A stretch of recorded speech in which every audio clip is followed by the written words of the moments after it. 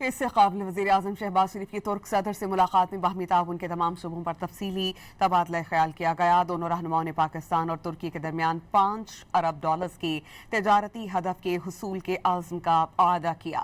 وزیر اعظم شہباز شریف نے استنبول کے وحدتین محل میں ترک صدر رجب طیب اردوان سے ملاقات کی، جس میں نائب وزیر اعظم اسحاق ڈار سمیت دونوں ممالک کے وزراء اور اعلیٰ حکام شریک تھے۔ وزیر اعظم ہب سے جاری کردہ اعلامیے کے مطابق دونوں رہنماؤں نے تجارت اور سرمایہ کاری، توانائی، سمندر اور خشکی میں تیل اور گیس کی تلاش، کان کنی اور معدنیات اور انفارمیشن اینڈ ٹیکنالوجی سمیت مختلف شعبوں میں دو طرفہ تعاون کو مزید مضبوط بنانے کے عزم کا اعادہ کیا۔ ملاقات میں پاکستان اور ترکی کے تاریخی، برادرانہ اور دیرینہ تعلقات کے حوالے سے اعادہ اور دو طرفہ تعلقات کی مثبت پیش رفت پر اطمینان کا اظہار کیا گیا۔ وزیر اعظم شہباز شریف اور ترک صدر نے اہم علاقائی اور عالمی پیش رفت پر تبادلہ خیال کیا۔